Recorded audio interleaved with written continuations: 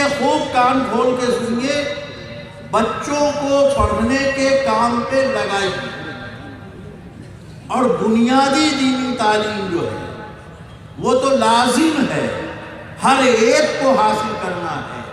قرآن جانے ہمارا بچہ، کلمہ جانے ہمارا بچہ، نماز پڑھنے کے طریقے آویں اس کو، غسل کے طریقے آویں، اور باپ مر جائے تو میت کے غسل دینے کا طریقہ اور جنازے کا طریقہ بھی چاہتے ہیں تو ابھی اسی وقت سبسکرائب کیجئے۔ پھر ملتے ہیں نیکسٹ ویڈیوز۔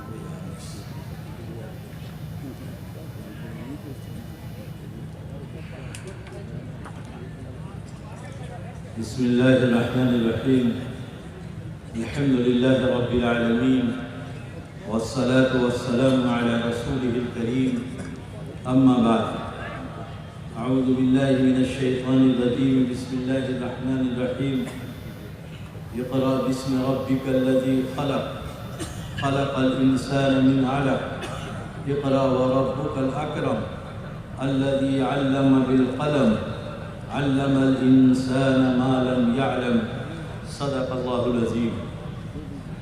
اسٹیج پر رونق افروز حضرات علماء کرام، بزرگان قوم و ملت، نوجوان دوستوں اور عزیز بچوں، ساری دنیا میں ظلم و جہالت کی گرم بازاری تھی، اور ایک خدا کے علاوہ کتنے خدا بنا لیے گئے تھے۔ لڑکیوں کو زندہ دفن کر دیا جاتا تھا، اور لڑائیاں شروع ہوتی تھیں تو برسوں چلا کرتی تھیں۔ ایسے میں اللہ تعالیٰ نے آقا صلی اللہ تعالیٰ علیہ وسلم کو مبعوث فرمایا۔ تو یہ نہیں کہا پہلے مرحلے میں کہ بتوں کی پوجا چھوڑ دی جائے، یہ بھی نہیں فرمایا کہ ظلم و ستم کو ختم کیا جائے، یہ بھی نہیں کہا کہ لڑکیوں کو زندہ دفن کرنا بند کیا جائے۔ پہلا جملہ قرآن کریم کا جو نازل ہوا میرے بھائی وہ یہ کہ اقرأ باسم ربک الذی خلق، پڑھیے اس رب کے نام سے جس نے پیدا کیا۔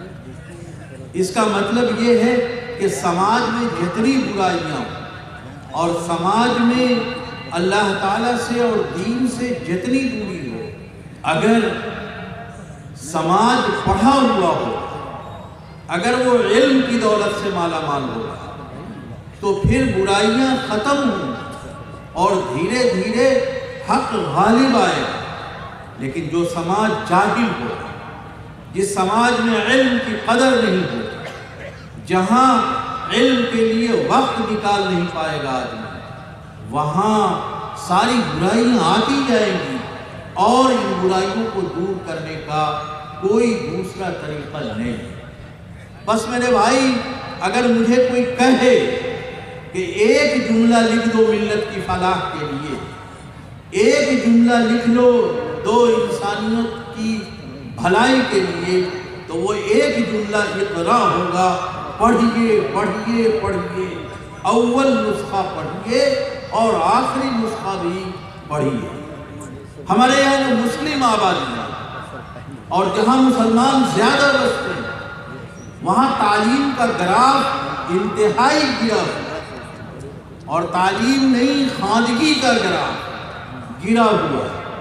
آپ اس پوری پٹی کے خواندہ اور ناخواندہ لوگوں کے جو اعداد و شمار 2011 کے سینسس میں درج ہے، آپ اس کو ایک نظر دیکھیں تو آپ کو اندازہ ہو کہ یہ جو مدارس بھرے ہوئے نظر آ رہے، یہ اسکول بھرے ہوئے نظر آ رہے، یہ کچھ بھی نہیں ہے۔ ہمارے بچے دلی کے اور پنجاب کے مارکیٹ میں، ہوٹلوں میں اپنی پڑھائی کی عمر کو برتن دھونے میں اور مانجنے میں اور کوڑے چننے میں اور زری کے کارخانوں میں کام کرنے لگا رہے ہیں لوگوں، ملت وہاں تباہ۔ اس لیے خوب کان کھول کے سنیے، بچوں کو پڑھنے کے کام پہ لگائیے، اور بنیادی دینی تعلیم جو ہے وہ تو لازم ہے، ہر ایک کو حاصل کرنا ہے۔ قرآن جانے ہمارا بچہ، کلمہ جانے ہمارا بچہ، نماز پڑھنے کے طریقے آویں، اس کو غسل کے طریقے آویں، اور باپ مر جائے تو میت کے غسل دینے کا طریقہ اور جنازے کا طریقہ بھی اسے آ جائے۔ یہ تعلیم تو سب کو دے گی، اور یہ تعلیم مکاتب میں ہوتی، یہ تعلیم مدارس میں ہوتی۔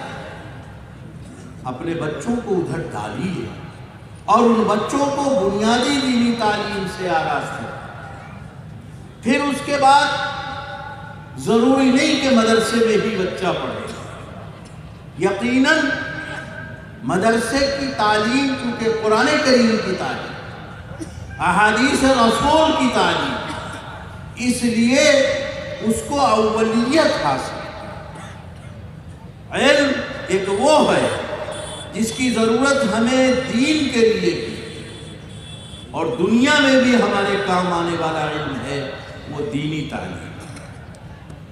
لیکن ہماری سماجی ضرورتیں، انسانی زندگی کی ضرورتیں، اس سماج کو اچھے ڈاکٹر کی بھی ضرورت، اچھے سیاستداں کی بھی ضرورت، اچھے سماجی خدمتگار کی بھی ضرورت، اچھے انجینئر کی بھی ضرورت ہے۔ تو تعلیم کا ایک دوسرا رخ جو ہے، جو ہماری دنیاوی ضرورتوں کو پوری کرنے کے لیے ضروری ہے، اس طرف بھی ہمارے بچے کو جانا چاہیے۔ علم کوئی غلط نہیں ہے، لیکن قرآن نے پہلی آیت میں یہ بات کہہ دی کہ رب سے رشتہ نہ ٹوٹے۔ ہمارا بچہ ڈاکٹر بھی ہو حرج نہیں ہے، رب سے رشتہ نہ ٹوٹے۔ ہمارا بچہ انجینئر ہو حرج نہیں ہے، رب سے رشتہ نہ ٹوٹے۔ سیاستداں ہو، رب سے رشتہ نہ ٹوٹے۔ بس میرے بھائی، علم بہت بنیادی چیز ہے، اور قوموں کی تاریخ علم کے قلم سے لکھی جاتی ہے۔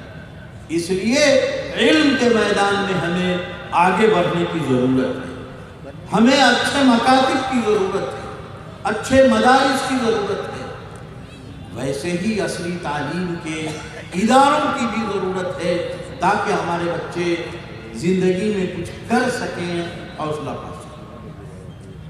اور میرے بھائی، ایک بات اور سنو، تعلیم چاہے دین کی ہو، چاہے دنیاوی تعلیم حاصل کرے، لیکن کوالٹی اس میں ضرور ہونی چاہیے۔ ہمارے یہاں کوالٹی ہماری کمزور ہو۔ یہ دور کمپٹیشن کا دور، یہ دور مقابلوں کا دور۔ اس دور میں اگر آپ کے اندر کوالٹی نہیں ہے، اگر آپ کے اندر کاغذ کے ٹکڑے کے پیچھے کی صلاحیت نہیں ہے، تو آپ کھڑے ہونے کی پوزیشن میں نہیں ہیں۔ اس لیے تعلیم چاہے مدرسے کی، چاہے اسکول کی ہو، چاہے کالج کی ہو، کہیں کی تعلیم ہو میرے بھائی، کوالٹی پیدا کرے۔ آج صورتحال یہ ہے، لوگ کہتے ہیں کہ مدرسے کے طلبہ کو ریزرویشن فارم بھرنے کی انگریزی نہیں آتی، وہ وہاں کاؤنٹر پہ چل نہیں پاتے۔ میں تو کہا کرتا ہوں کہ وہ ایک کاؤنٹر پہ نہیں چلتا ہے، آپ تو نماز کے کاؤنٹر پر فیل ہو جاتے ہیں، وضو کے کاؤنٹر پر فیل ہو جاتے ہیں، غسل کے کاؤنٹر پر فیل ہو جاتے ہیں، جنازہ پڑھنے کے کاؤنٹر پر فیل ہو جاتے ہیں۔ آپ کے اندر یہ صلاحیت ہونی چاہیے اور ضرور ہونی چاہیے۔ اسی طریقے سے ہمارے بچے جو مدرسے میں پڑھیں، ان کی عربی بھی اچھی ہونی چاہیے، ان کو فقہ اور حدیث کا علم پختہ ہونا چاہیے۔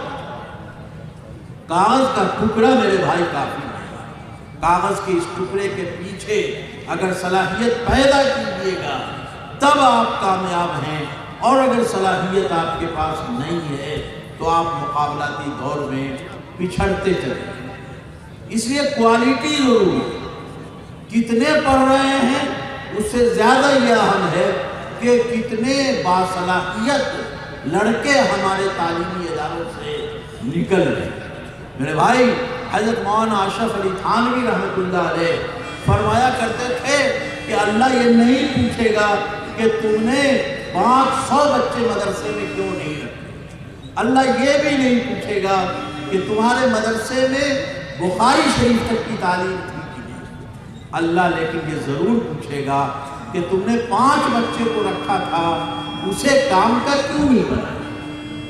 بس میرے بھائی، کہیں پڑھوائیے، کام کا بنوائیے، ورنہ قلم جن کے ہاتھ میں ہے وہ مخالفین کا ہاتھ ہے۔ اگر دوسرے لوگ جب 50% صلاحیت لے کر کے جا رہے ہیں، ہمارے بچے کی صلاحیت 80-90% ہوگی، تب جا کر کے ہم آگے بڑھ سکیں گے اور کام کے میدان میں ترقی کر سکیں گے، علم کے میدان میں ترقی کر سکیں گے۔ ہمارے یہاں پڑھنے کا مزاج کم ہو گیا، بچوں میں سنورنے کا مزاج زیادہ ہو گیا۔ پہلے بیوٹی پارلر عورتوں کے لیے ہوا کرتا تھا، اب تاجروں نے سمجھ لیا کہ مردوں کا مزاج بھی سجنے سنورنے کا بن گیا، اس لیے اب بیوٹی پارلر جینٹس کے لیے بھی قائم کیے جا رہے ہیں۔ لوگوں، سجنا سنورنا بھی ٹھیک ہے، لیکن اتنا نہیں کہ ہمارے نوجوانوں کا تعلیمی نظام درہم برہم ہو کر کے رہ جائے اور وہ اسی کے ہو کر کے رہ جائیں۔ علم کے میدان میں آگے بڑھیے، ترقی آپ کے قدموں میں آ کر کے پڑے گی، اور اگر علم کے میدان میں آپ آگے نہیں بڑھ سکے اور پچھڑتے چلے گئے تو کوالٹی کے اس دور میں اور کمپٹیشن کے اس ایج میں آپ مقابلہ کی پوزیشن میں نہیں ہوں گے۔ اللہ تعالی ہم سب کو کہنے سننے سے زیادہ عمل کی توفیق عطا فرمائے۔ دوستو، آپ دیکھ رہے ہیں NB میڈیا یوٹیوب چینل۔ اس طرح ویڈیوز آپ کو ملتا رہے گا، لائک اور سبسکرائب ضرور کر لینا، اور اس ویڈیوز کو اپنے دوستوں میں شیئر ضرور کرنا۔ پھر ملتے ہیں ایک اور اچھی ویڈیوز لے کر، تب تک اجازت دیجیے۔ السلام علیکم، خدا حافظ۔